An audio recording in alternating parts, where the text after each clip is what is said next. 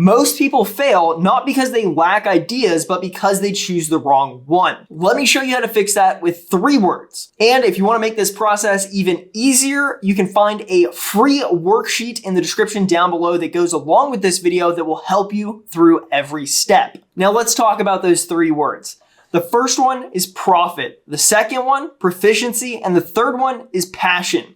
We're going to find where these 3 coalesce in order to create the perfect idea for your business, side hustle, whatever it is. And by the time this video is over, you will know what idea to run with. So let's talk about passion first. Something that you have passion about. Life is way too short to hate what you do every single day.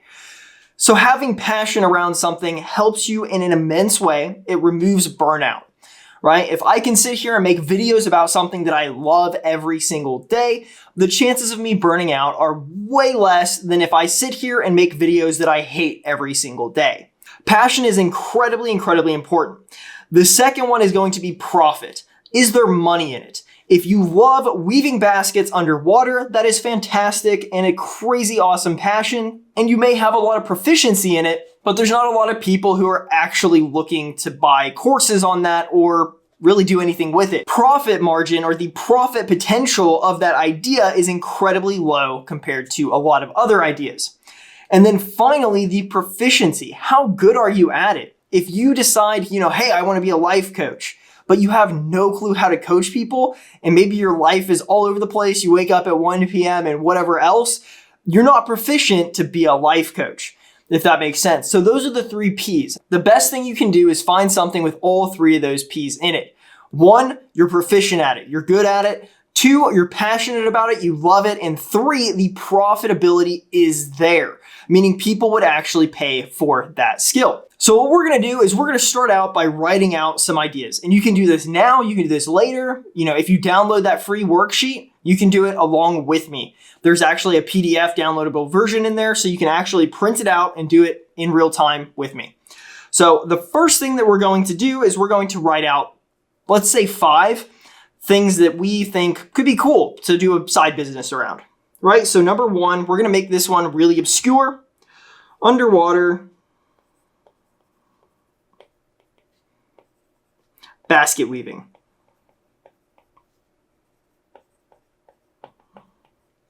All right, underwater basket weaving is the first one.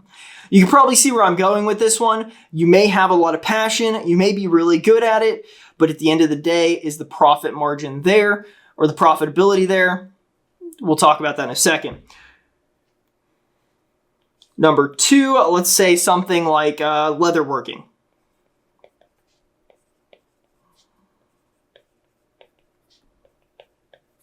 Super cool. I saw it in a video game once. It was awesome. Number 3 is photography.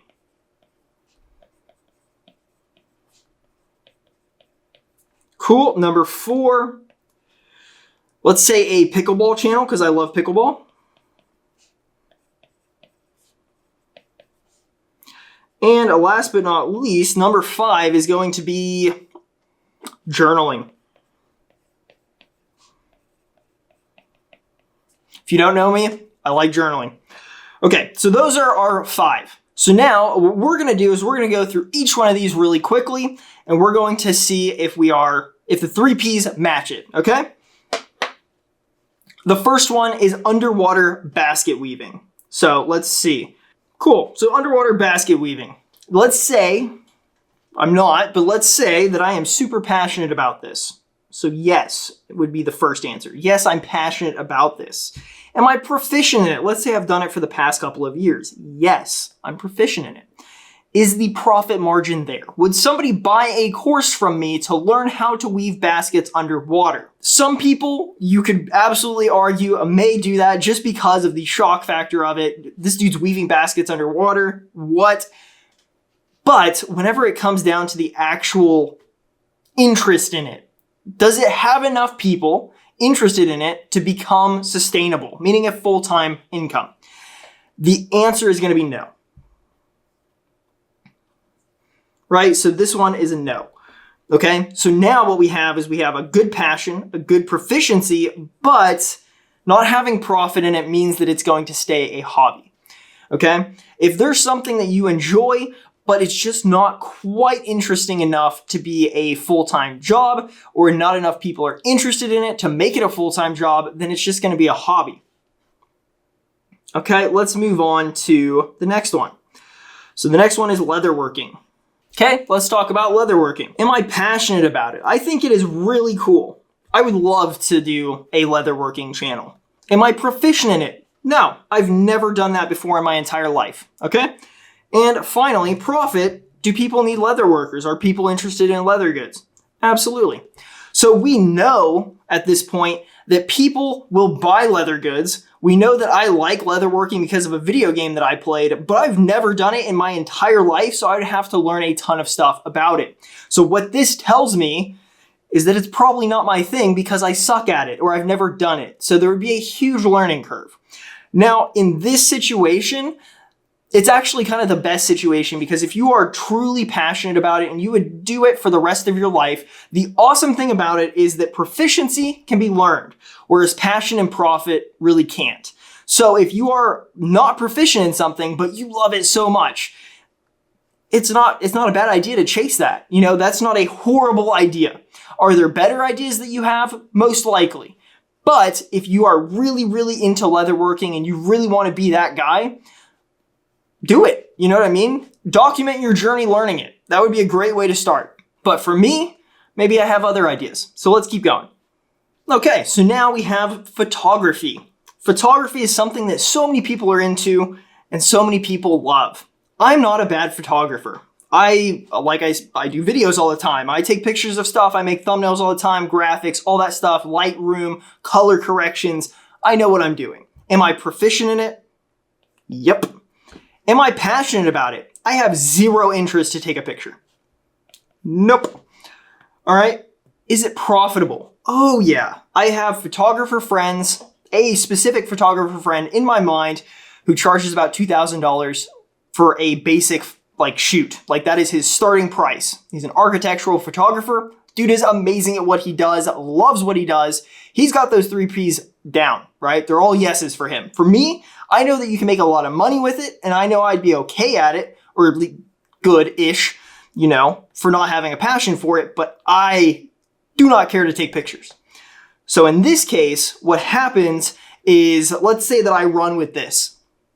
What happens at that point is it could make a lot of money, and I could be proficient at it, which means I could make money with it. The problem is that the probability that I burn out because I don't care about it is really, really high. So if I were to sit here like I do now, making 3 videos every single week, as well as shorts, as well as podcasts, as well as calls and everything else for helping small business owners and entrepreneurs grow, that is my passion. I can sit here and do that forever. But with photography, I would burn out after probably a month and I would be done.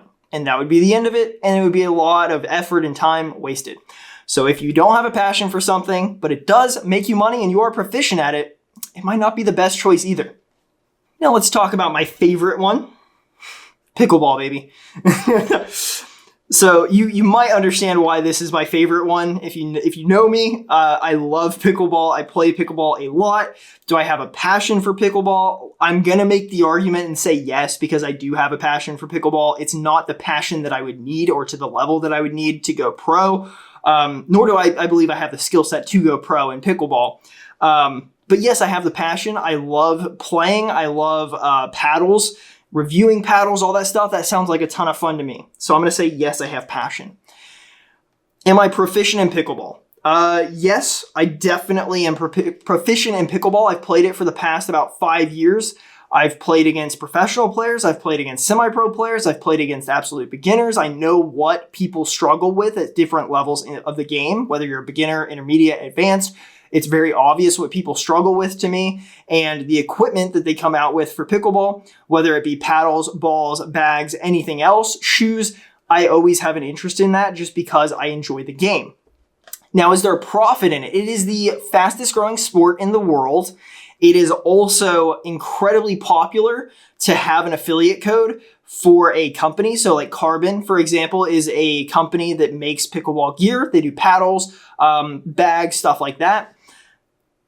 having an affiliate code and then just kind of sending traffic like, hey, check this paddle out. I just got it. I really like it. If you want to pick one up for yourself, description down below. They click my affiliate link. I get credit for whatever they buy on the site. I make 20% or whatever it is. So yes, you can make money from it. Can you make a full-time living from it? Yes, also.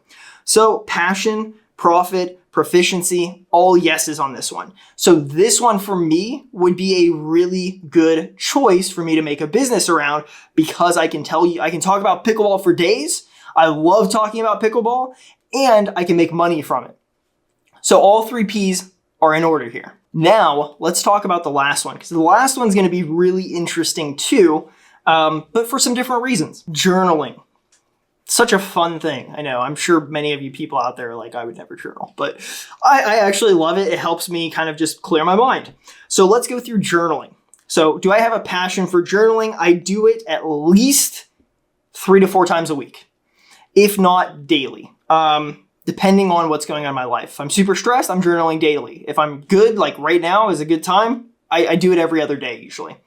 Proficiency, I don't really know how you can be good at journaling necessarily, which kind of causes a problem there. But what I will say is, am I good at, like, could I create journaling prompts for other people to get their emotions out, to reduce stress, things like that? So proficiency in that manner, I would say yes.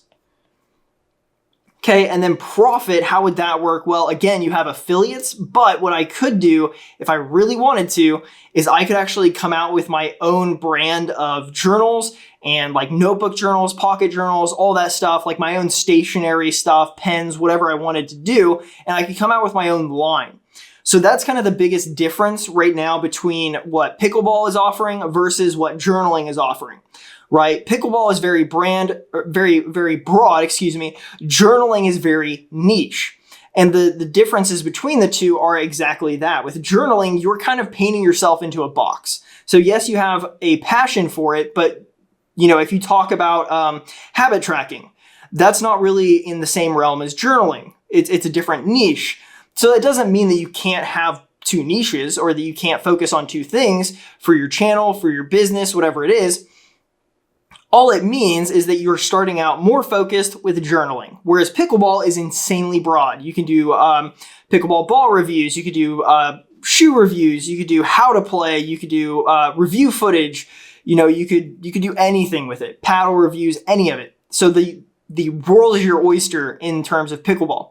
Now that being said, with the pickleball profit side of it, affiliate is going to be your best way of going about things, because starting your own pickleball brand, your own paddle, all this stuff, all of that costs a lot more money than if you were doing journaling and just decided that you wanted to do print-on-demand journals, right? Way cheaper option, way more narrow. But the people who you find with doing that, right, in that journaling space are probably going to be a little bit more passionate about that specific thing. So they may be willing to be, you know, super customers of yours, and they may have a higher lifetime value than somebody who's a pickleball, you know, enjoyer of your channel. So another way to break this down, if we come down here, that I actually kind of like doing is I basically draw a circle, and you guessed it, a circle. Okay, so what happens here is, let's just say passion, proficiency, I'll just leave it at prof. Well, yeah, that doesn't help. Let's clear that really quick, because yeah, profit and proficiency. Profit.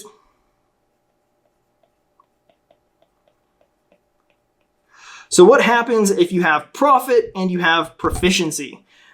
This right here can lead to burnout. Okay, what happens if you have profit and passion, but you suck at it? Slow growth. People online are really good at seeing if you are good at something or not, if you're talking out of your ass or not. So having slow growth or just having people, being able to lose your credibility in one video is not ideal. And then if you have passion and proficiency, but profit's not there, it's a hobby, which there's nothing wrong with. People actually do have hobby channels on YouTube where they just don't make any money from it, but they enjoy what they do. And then in the middle, you have, I don't even know, what do we call this? ideal. Just trying to think of something that I could write that would actually fit in there. Okay, so passion, profit, proficiency. If you only have a couple of those things, they kind of don't line up perfectly. So you want all three of those things to line up, and whatever you want to do, whatever you're going to build for yourself, you know, if you're going to do a personal brand or whatever it is, a business, anything, you want to have those three in it. That way you don't burn out, it makes money, and you're good at it. So what I would do is just go through the 5 ideas that you have, right? All of these ideas: underwater basket weaving, leatherworking, photography, pickleball, journaling. Keep in mind, that is a massive array of ideas, right? Basket weaving is kind of its own, like, sit down and do it. Leatherworking is like you're working with a lot of tools and stuff. Photography is technology. Pickleball is athletics. And journaling is just, again, sitting there writing. So you can have any number of ideas out there. At the end of the day, the most important thing is that you just kind of narrow in. Do you have a passion for it? Are you proficient at it? And does it have the ability to make you money? That is what matters at the end of the day, because if you pick something that doesn't have one of those, you're going to have some kind of negative ramification at the end of it. So choose what you would go with. For me personally, obviously my choices are between pickleball or journaling. I would probably go with pickleball just because I love having an array of different things that I can do and not being painted in a box. So that being, I could do training videos, I could do review videos on people's gameplay footage, I could do anything under the sun, whereas with journaling, I'm kind of painted into just kind of this little box. So it just gives me more content that I could make. So for me, that would be the winner. So I challenge you right now to do exactly what I'm doing. Use that worksheet that I provided. Again, description down below, 100% free. Use it. Go through that while going through this video and just make sure that you find what your thing is, right? Use this, and if you have multiple of them, just think on them. Think pros and cons. You make a pros and cons list after all of that if you absolutely have to. But at the end of the day, I challenge you to sit down and make an action step. Now, an action step would be, I want to make a video for this topic. I want to start out by doing this. What can you do today or this week to get started on doing that? Whatever that thing is, whatever that topic is, right? So right now, with mine being pickleball, I could make a video showing people how to hit a third shot drop, and I could do it tomorrow. So that's what I would do.